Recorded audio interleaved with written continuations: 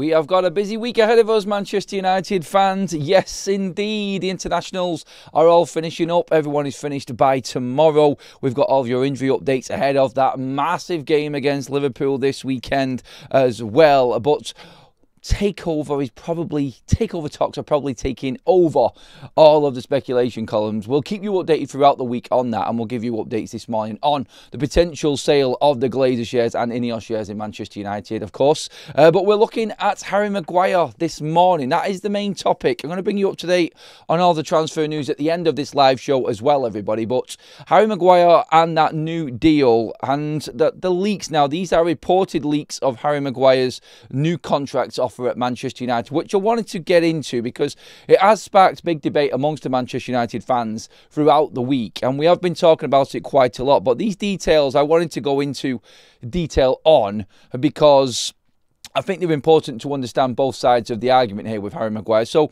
I've got the good and I've got the bad of this and the overall picture for Manchester United moving forward. And that's what I want to start today's live show with and this week with, because I think it is important that it's not just all about the now and what's necessary. And this is how I want to balance this out. I want to look towards what happens past this season, what happens to Ruben Amorim. So let's look at Harry Maguire and this deal. And these, like I said, are reported numbers, so until they actually come out and it is official, we'll look through all of the official avenues as always, and I have got the official websites up with all of Manchester United's wage structure and everything that's in place right now.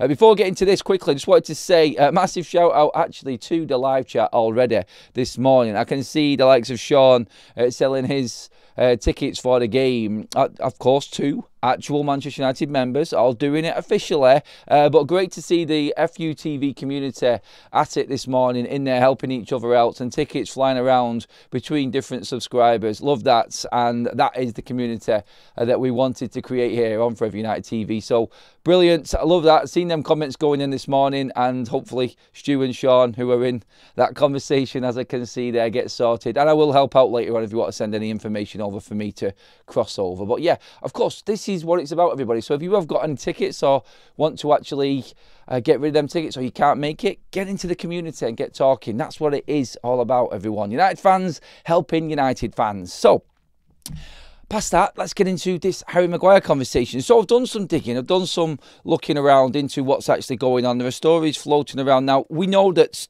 Harry Maguire is going to get a new deal.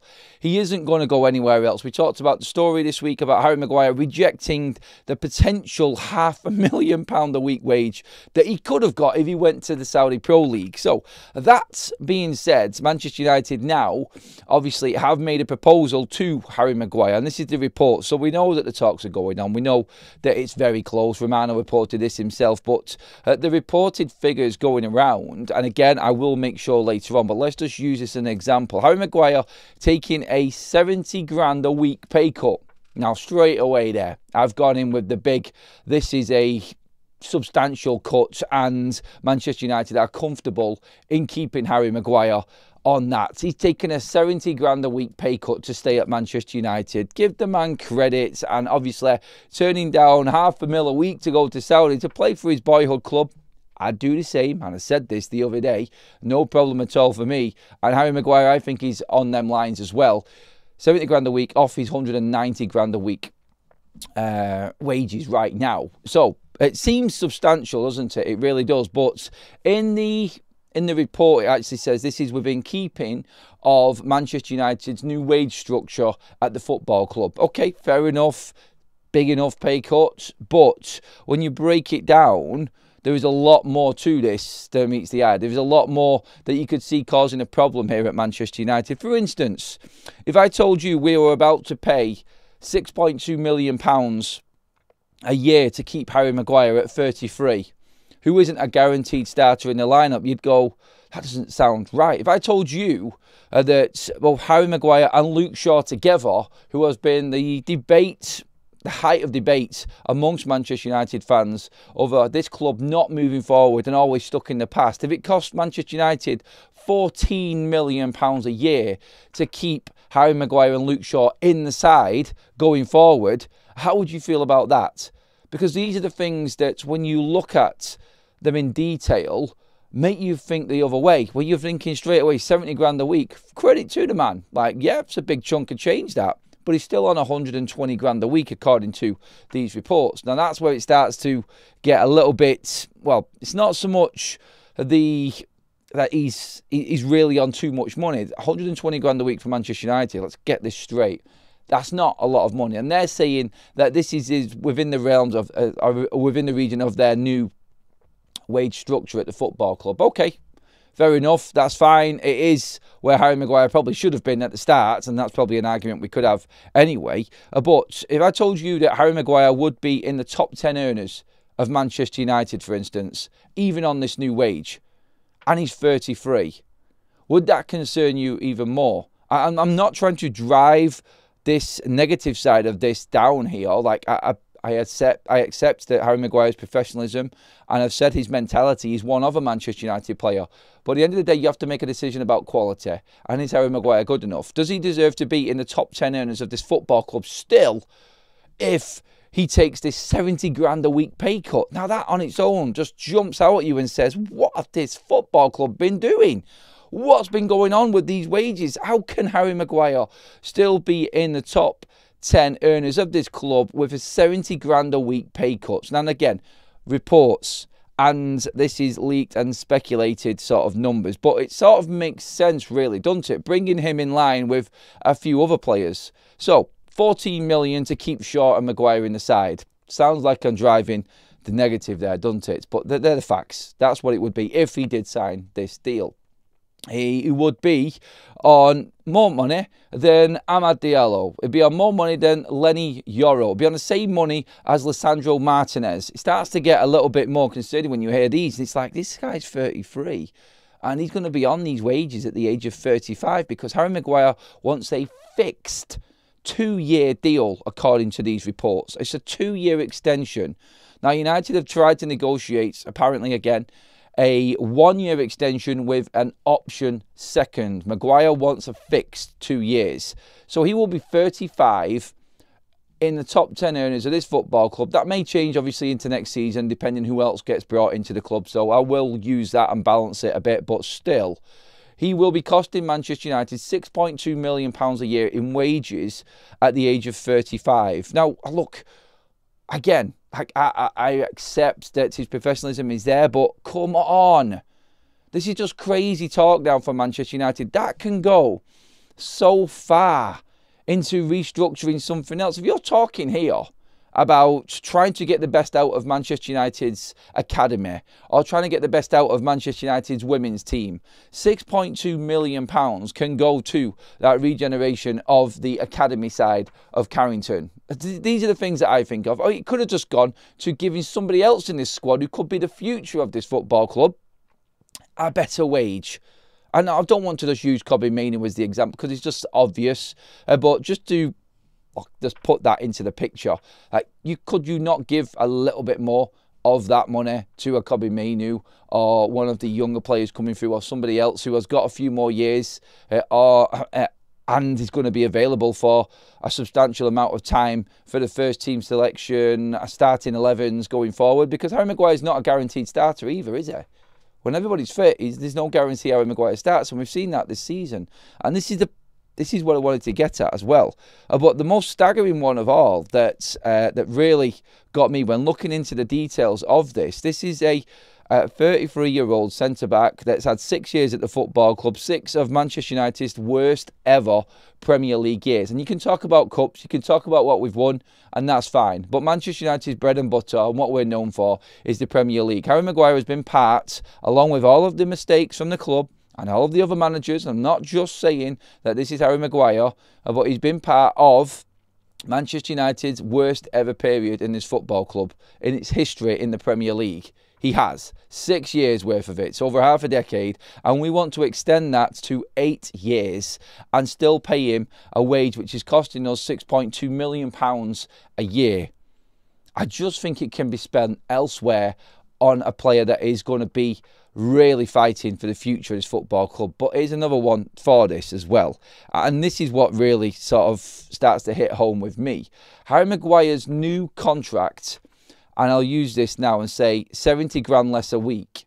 Harry Maguire's new contract, get this, yeah, is 30 grand more a week than Patrick Dorgu, Kobbie Mainoo and Aidan Heaven's wages put together. I'll say that again. 30 grand more a week for Harry Maguire going into his 34th and 35th year. 30 grand a week more than Lenny Yoro, Patrick Dorgu and Aidan Heaven. That, for me, is where it starts to really hit home, and you start to think about what this football club's plan is. Like, there is so much positive in terms of what Manchester United are doing here at the moment, but I think this just gives and it just sends a sign to me. And look, don't get me wrong, but just to balance this out, for instance, and I'm not trying to dig this out, but obviously, and it sounds, and I'm not with this. I don't like it. I don't like the idea of Harry Maguire getting his contract. I think he should just be let him go. See you later. Thank you for your services, Harry. I've made that very clear. And he can go out on somewhat of a high. Now he's clinging on to another 2 years on more money than, like I said, them 3 players put together, who we're looking at as the future of this football club. How do other players in the club feel about this deal for Harry Maguire? And they may like the idea of Harry still being there, and he's a likeable guy and everything, but come on. He's there now as an option ahead of Aidan Heaven and Lenny Yoro going forward. He's going to be there. And if he's getting a contract at under 20 grand a week and he's actually in the top 10 earners of this football club, he's a senior figure at Manchester United, he will be expected to play games. So, again, what is the forward thinking with this club? Now, of course, you can, like I said a moment ago, you can balance that out by saying Aidan Heaven's picked up another injury on international duty. I'll talk about that in a minute as well. And Leach's injury record, Mazraoui is out at the moment. They're 3 centre-backs that I would claim to be used at Manchester United. So for the sake of balancing this out, that is obviously something you could use as an argument for Manchester United extending Harry Maguire's contract. He knows the club inside and out. He's liked in and around the football club. Is it better to bring in a player who doesn't know the club, a younger player, which we've already got plenty of, or keep a senior figure at Manchester United? Bearing in mind, there is a very good chance that you will lose Bruno Fernandes and Casemiro, the 2 other senior figures in this team, over the age of 30. And let's not forget Tom Heaton. As crazy as that sounds and what I'm saying there, him leaving as well is... there is a big change at Manchester United, is what we're saying here. So is it good to keep one player on the structured wage that Manchester United are building right now? Look, there is an argument for both. There is a big, big argument for both sides here. I just look at the stats, the figures. I just cannot, in my head, handle paying 14 million quid a year for Shaw and Maguire. You know, that's the one. I think out of everything they've made there, even the fact that Harry Maguire's new contract, 70 grand less than what he's on now, is 30 grand more a week than Dorgu, Heaven and Mainoo put together. I look at that as the future of Manchester United, and you're still keeping hold of a 33-year-old, paying him 30 grand more than all of them put together. I'm like, it just doesn't sit well, that, does it? There's something really wrong about that. And then you add the 14 million for Shaw and Maguire to still be at this football club, and you're like, I can't really defend that.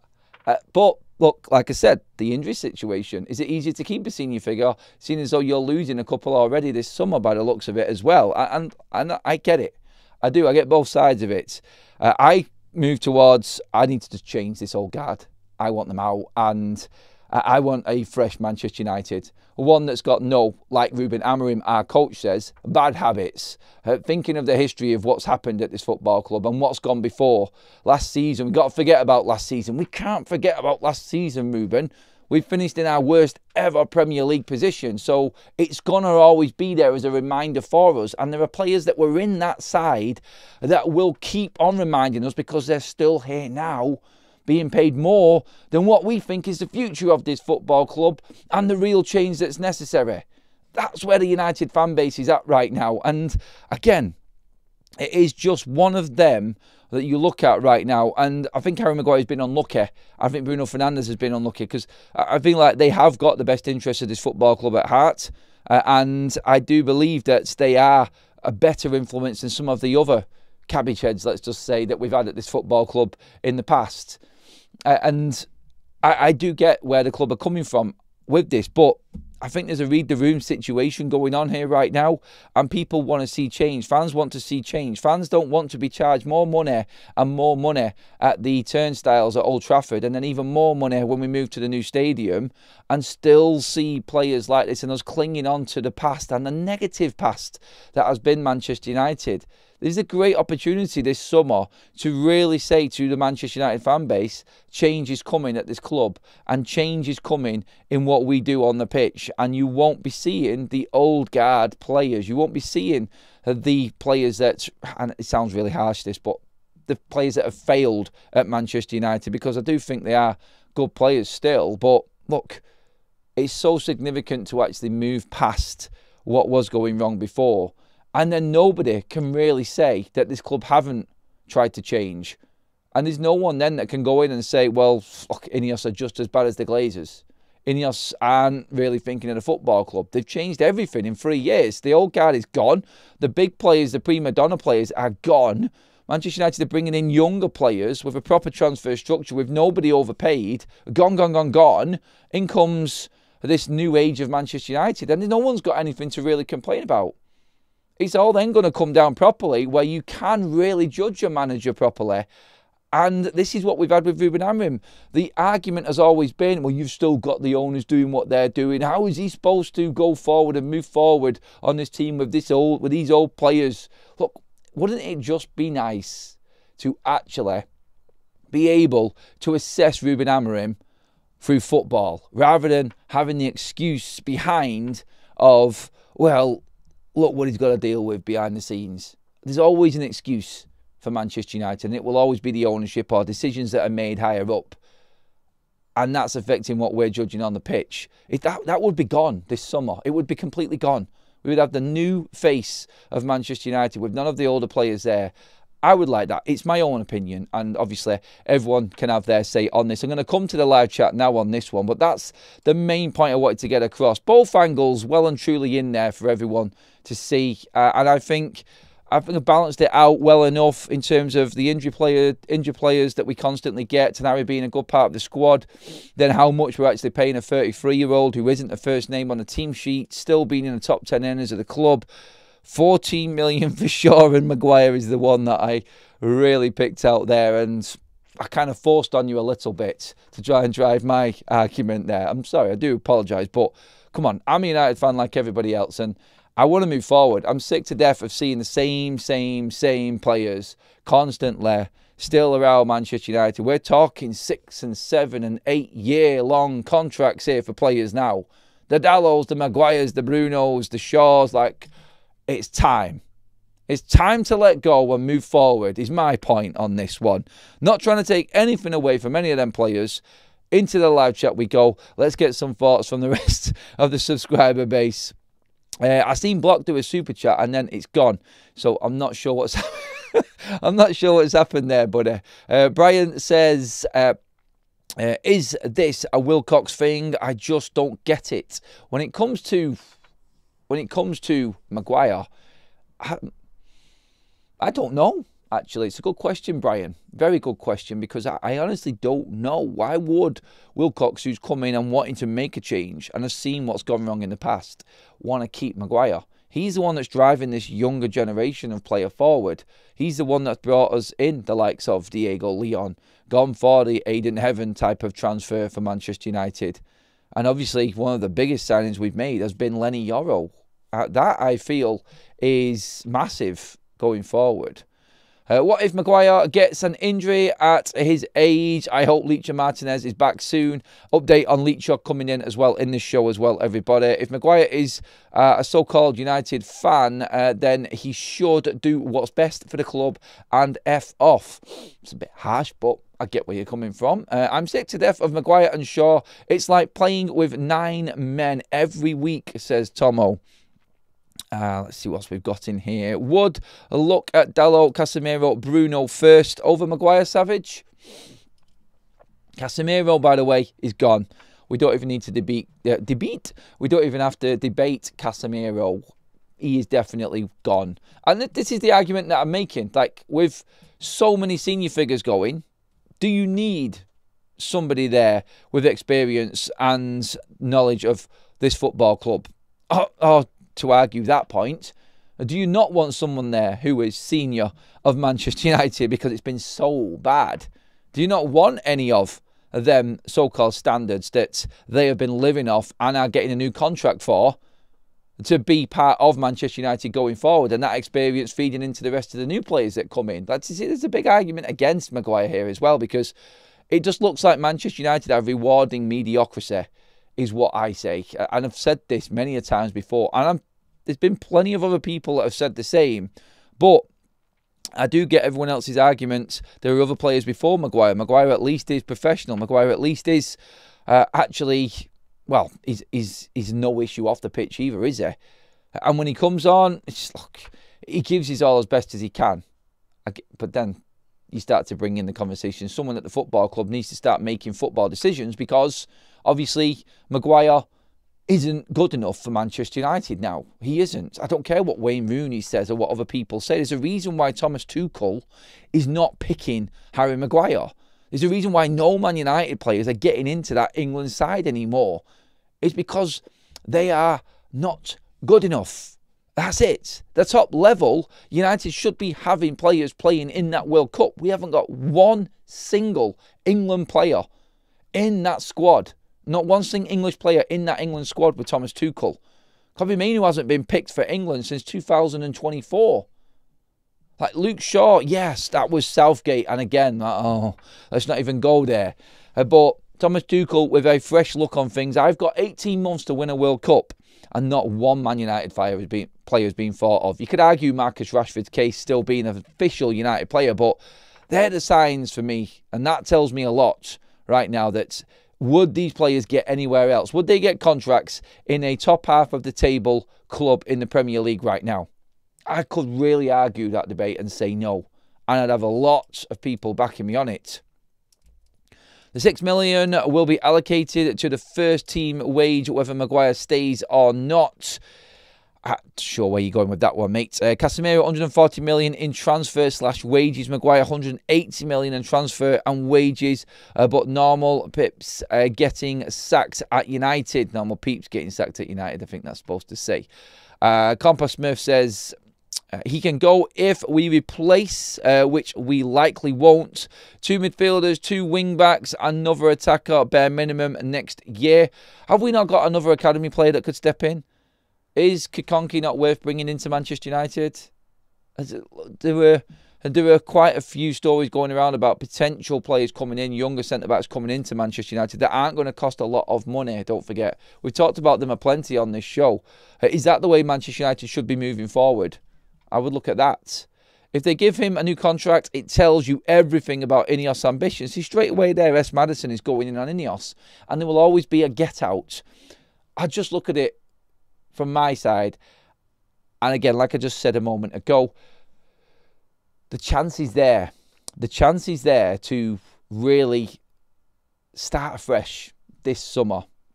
And that, I feel, is being wasted with these sorts of decisions. And I've thought about it.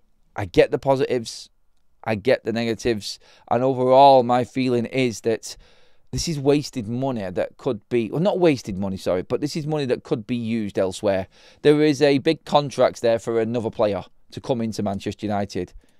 And when you look at it, I think Manchester United might actually be looking at another centre-back anyway this summer. That, according to reports, if Maguire stays, what's the point? You get where I'm going. James doesn't want to talk about it anymore. No, it's important because this is the future of this football club, James. This is where Manchester United are at right now. And let's not forget, we're going to be in the same situation next summer with Luke Shaw. When his contract ends, what are you going to do with him? Again, like Luke Shaw has been the model pro, apparently. If you speak to people at Manchester United, the same as Maguire. Is this where we're going to go with him as well? It is worrying. It is. Never heard this crap when giving an older Evans a contract of 300k a week for Raphael Varane. Rafael Varane was in his 20s when Manchester United signed him. Johnny Evans was getting absolute peanuts on 40 grand a week wages, which is the argument that we were putting forward for Harry Maguire's wage. If he was dropping that far, then nobody would have a problem. So, Mark, on that, yes, we're talking a 33-year-old who has been part of the worst ever era in Manchester United in the Premier League history. That's why we're talking about it. And so, yeah, you can use other players if you want and defend Maguire, but there needs to be deeper context and a lot more detail to it, which is why I've brought up all of the information we have done. And again, Rafael Varane was here for what? 4 years? 3 years? And then gone. No renewal there. And he was one of our best partnerships over the last 10 years at centre-back with him and Leacher. And no one can even argue that. Manchester United's most successful season over recent years was a centre-back partnership of Leacher and Varane, and they got us a trophy and Champions League football. So again, I will argue back. Varane, Evans, players like this, nowhere near as much money spent on them players as the likes of Harry Maguire. It's strange because no one can tell me that Varane wasn't a professional player or wasn't professional enough. There is so many ways you could argue a point for, but it always gets knocked down. It always gets knocked back with arguments against. That's what I'm finding right now. Do you hear Maguire moaning about the hate he gets? Unlike some players, a true professional. Yep, can't argue with that, Chris. Bang on the money, mate. And I have made that point and I've put that across.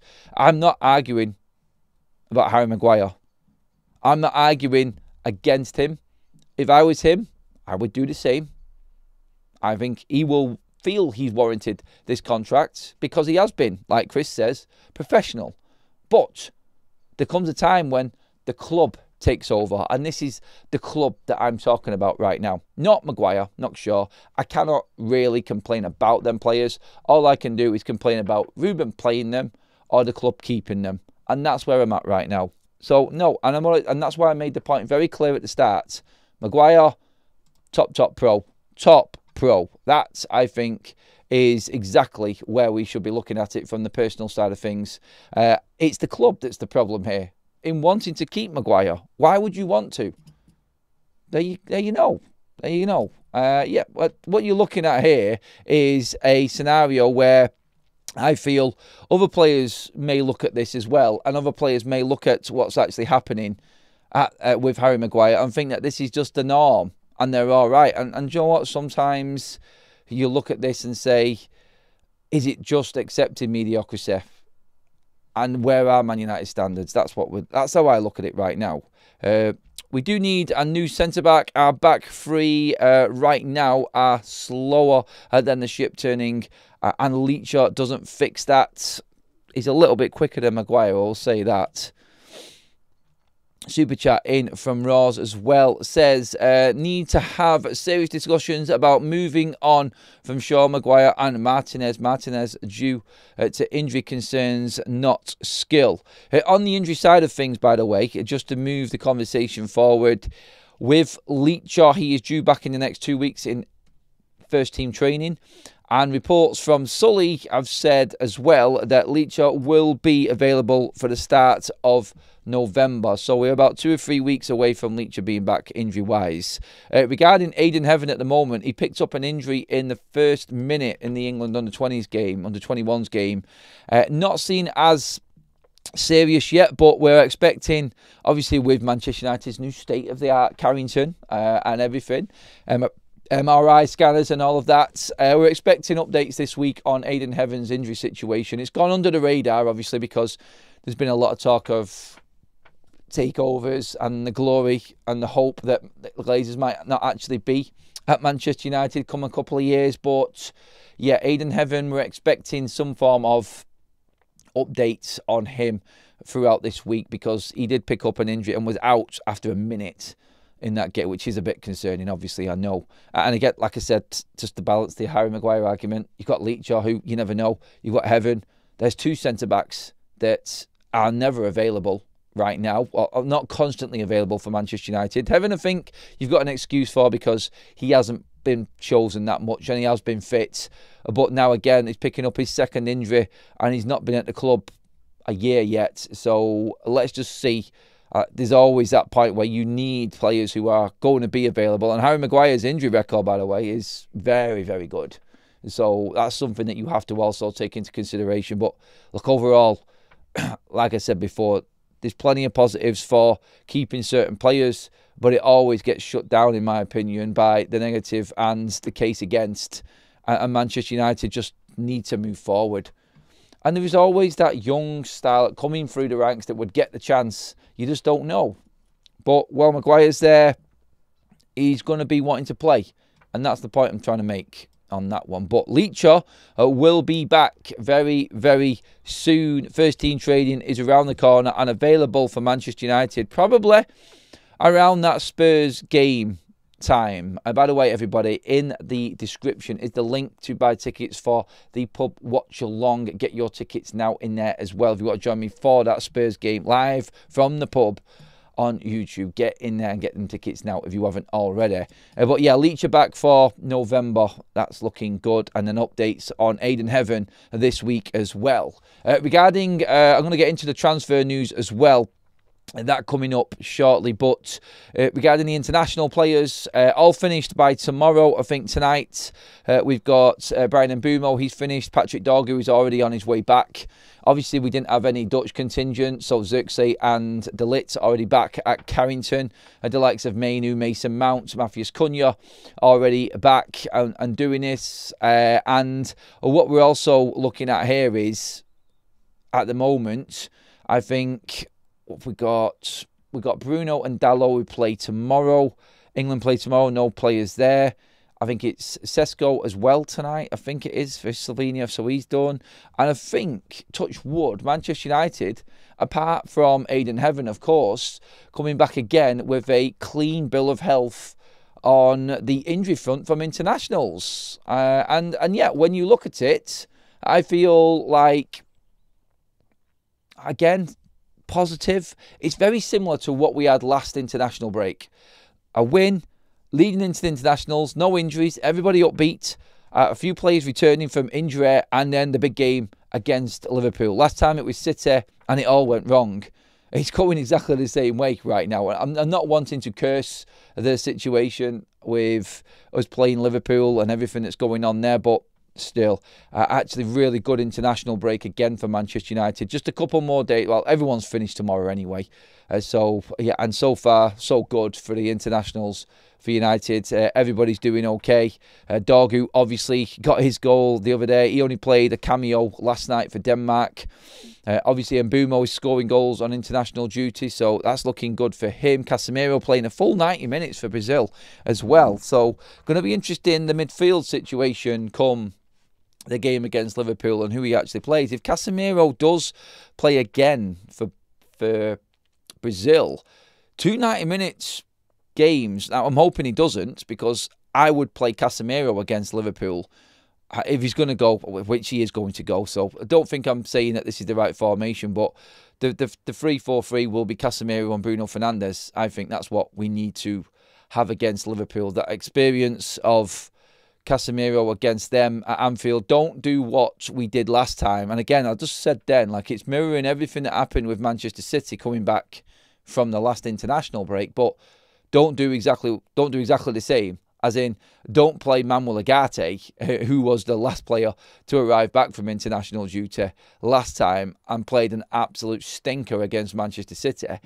Ugarte cannot be in that side going forward. So, yeah, it'd be interesting to see if Casemiro plays in the last international game for Brazil. 90 minutes under his belt already. I would rather that just be it. And I'm sure Manchester United will be in touch, particularly with it being friendlies for Brazil, with their federation as to, right, yeah, let's not overcook him, shall we? Mr. Ancelotti, let's not go there. But yeah, so far, so good. Everyone looks okay. Everyone's looking quite sharp. A lot of people have made a deal about Rasmus Højlund doing very well. He's had a fantastic start to his season. And again, massive praise for him and massive praise to his character.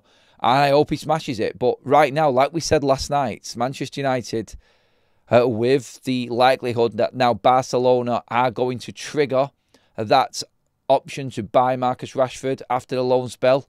That's £26 million in the bank, plus the 38 million from Rasmus Højlund. There's no way that Napoli don't trigger that. There's no way that Barcelona at that price don't trigger that. All of the information on Rashford's situation was in last night's video, everybody. So make sure that you do go watch that back to get all that info on where we're at with Barcelona and Rashford right now. The story last night was that United are using that money because they know they've got it and they're confident that they are going to get them options to buy from Napoli and Barcelona respectively for Rasmus and Rashford, and they're already spending that money on Adam Wharton, or confident that they can get Adam Wharton in the summer. But no, with Rasmus, 38 million, Rashford's money as well, that's that £64 million already in the bank for Manchester United come the summer, which is huge, obviously, plus the wages that Marcus Rashford releases. So Rashford's combined valuation, the money that you'll save on his wages just for 1 year and that transfer fee are something in the region of 50 million, plus what we've already saved this summer as well. Then you've got, obviously, Rasmus's wages and the loan fee and that obligation, which is going to kick in for Rasmus also. United have done good business with these players. And again, it does look like the work that was done and the amount of work that was put in that summer transfer window is really going to pay off in the following window, because it does. And I don't want to look at worst case scenarios here.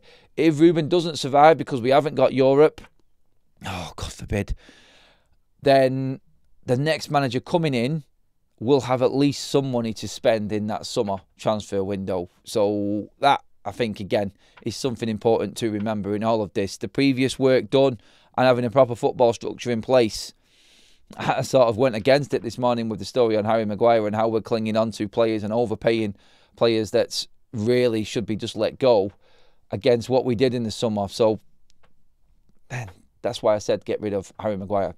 And then we could move forward and really start judging what this club is doing and properly judging the manager. But yeah, look, if Ruben Amorim wants to keep him and Ruben Amorim wants to play Harry Maguire, then that's on him. There's other players to use there, and you could always use that as an argument as well. But yeah, looking forward, the international break has definitely helped Manchester United massively. So I expect Marcus Rashford to play for England tomorrow, rested in the first game. I want Rashford to do well. I want Rasmus to do well. I'm looking at that future in that next transfer window, and I'm thinking Carlos Baleba. I'm thinking Adam Wharton, Elliot Anderson, and every one of these players doing well for United right now that's on loan is all helping go towards that. So fingers crossed that continues. I'm not one of these fans that's going on now saying that the club was wrong. Look, Rasmus is doing well, Rashford is doing well. The situation at Manchester United suits some players, it doesn't suit others, and I think we're finding that out, and that's it. That just happens in football, doesn't it? There was lots of reports going around this morning about Manchester United's XG and how we've performed this season. Again, stats I really don't care about like that. I'm looking at the clear-cut chances and the chances we're missing, the goals we're conceding, the points we're getting. That's fine for me. I want to know about that. So Manchester United's 15.72 XG, that's top of the Premier League right now, ahead of Arsenal and Chelsea and Liverpool and Manchester City, I don't care about. All I care about is the points and how many goals go in the back of the net. Clear-cut chances I will look at because that's something that we've created through play. XG, I really don't care about it. I'm not a big fan of it, and I just think it's another stat that's unnecessary. It's about as important as an assist where a player lays a 5-yard pass off for someone to smash it in from 40 yards. Oh, there's another assist. And some people would always argue that against the likes of Bruno Fernandes. But Bruno Fernandes actually creates clear-cut chances and creates more chances than anybody else. So, oh God, dare I tempt the chat into going into a Bruno Fernandes debate on top of Harry Maguire? No, and I'm not going there, I promise you.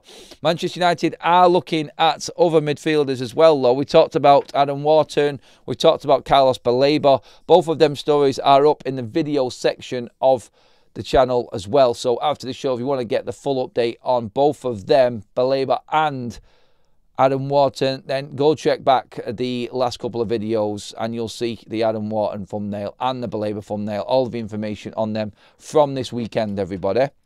Manchester United are still looking for other midfielders. Corinthians midfield off, attacking midfield. He plays throughout 20-year-old Breno Bidon, I think it is, or Bidon. I'm not sure how to pronounce his second name, sorry, but that is another story that you'll see probably floating around social media at the moment about Manchester United being very, very interested in that midfielder. He's having an alright season. I can't say I know enough about him, and I love that fact. I love the players that we don't know a lot about. It just means that the club are doing work beyond the obvious. And again, another midfielder for Manchester United to add to the many that are on the list right now. By the way, Mohamed Bado, who Romano has been talking about, they are really, really pushing to get him signed and done, by the way. The club very impressed with him. We've spoken about him before. I don't need to go into too much detail, but United already have got Orozco, the Colombian under-20 captain. He is arriving at Manchester United this summer. Confirmed, done, nailed on. And now Bado as well is thought to be the next one coming in. So that's two 17-year-old holding midfielders in at Manchester United. We've talked enough about Sekou Kone. We talked enough about Jimmy Thwaites as well, coming through Manchester United's academy. That is something that we may see going forward this season. If Manchester United don't bring in a midfielder in January, expect to see Jimmy Thwaites and Sekou Kone within Manchester United first team training and perhaps first team squads going into the new year. That's what I will say on that one for Manchester United anyway, needing them extra numbers in. And obviously, I feel they would want to bring a midfielder in. I don't know who they will bring in January though. And it's all right, Romano saying United are definitely open to bringing somebody in. I honestly don't know who they're going to go for. The four main players that would be at the top of everybody's list, are you probably talking the Conor Gallaghers of this world, but Atletico won't allow him to go on loan. We just talked about Wharton and Baleba there. Forest will not sell Elliot Anderson in January, so he is going to be a long-term target again. I don't know. I don't know who else there is. There are plenty of players out there that United could be looking at, but again, it does look like the push from the club is to bring in number one targets and not just make weight players.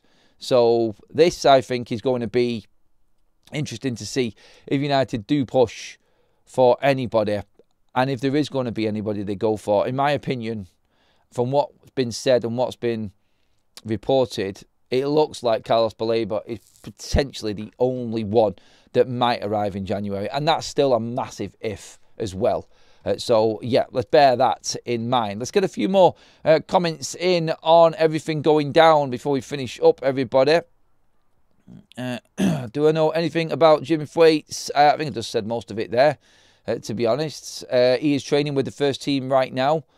He is a constant for Darren Fletcher and is an absolute baller. Press-resistant holding midfielder that actually makes Manchester United tick. In fact, probably one of the most important players in Manchester United's under-18s team right now. And you're talking the likes of JJ Gabriel, who's the leading goal scorer in the league at the moment. I think Jimmy Thwaites is as important, probably more important than him right now. And by the way, JJ Gabriel is being built up as the next baller. I think they call him, is it Little Messi or something like that? He's got a nickname anyway. But thanks for the super chat, Ben. And on Jimmy Thwaites, he is really knocking on the door at Manchester United. And the fact that Sully has come out and confirmed as well that he has been in Manchester United first team training already this season is again a sign in how Ruben Amorim operates. Brings them into training, test them out against his first team, test them out in the shape and the system. Well, he's got time on the training ground. He's done it with quite a few. So I'm not saying Jimmy Thwaites, because he's been in first team training, is ahead of everybody else. There has been plenty of Man United Academy players already in first team training. Shea Lacey, Sekou Kone, Jimmy Thwaites. Obviously, we know about Tyler Fredrickson and Goodwill Kakonke. Also, there have been many Manchester United Academy players in there. And I've been working with the first team. That's usually the first step for their progress going through and making it into the first team squad.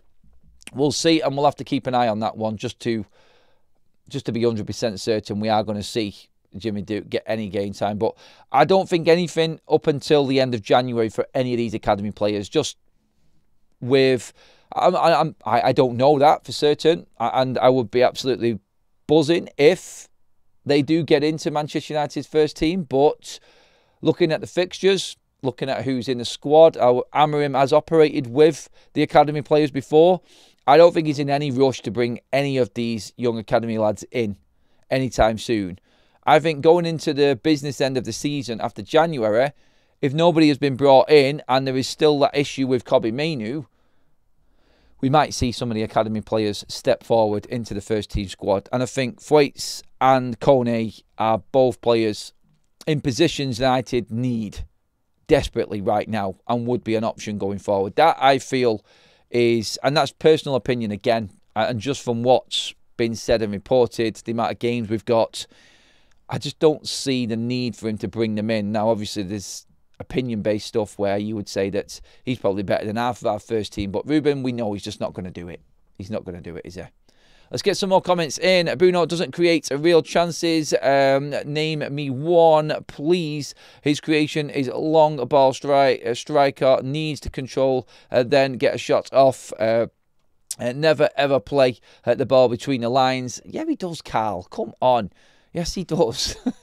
You're picking at him there, Carl. And no one's going to pick out one. Like, Bruno Fernandes does create chances, and he creates more than anybody else. The stats for that one are there. And like I said, I don't like stats, but the real clear-cut chances that are created, Bruno Fernandes should have a lot more assists in his bag.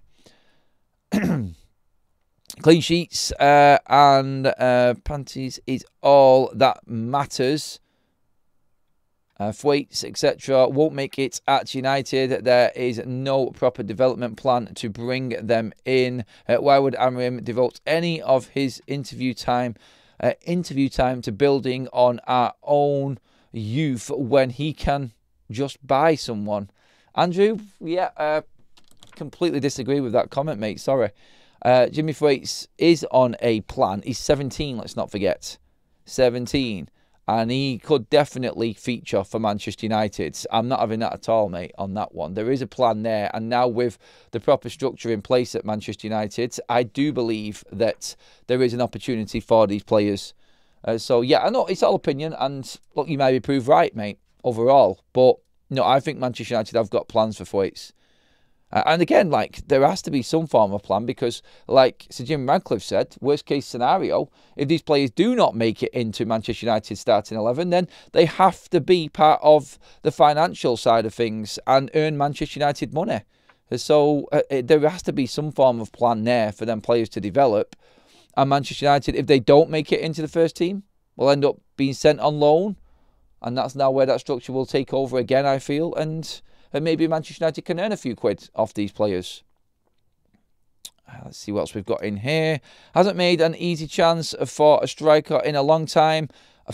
Look, there's chances for everybody. Again, I'm not getting into a Bruno hate video. My God. It's like, as soon as I mention the man's name, honestly, the chat goes wild. It absolutely goes wild, and people cannot handle Bruno Fernandes, it seems. I'm not even going to get into it. I'm talking about other things. Just saying that Bruno does create chances, and he is one of our better players. And people are just going to have to deal with it. Adam, are you serious? Academy players being the heart of this great club, and any manager that doesn't dip into the academy while being at United is criminal. Am I serious? I think I just defended your point that you made to me there, Alvarez. I don't know where you're going with that one, mate. That's what I was just saying.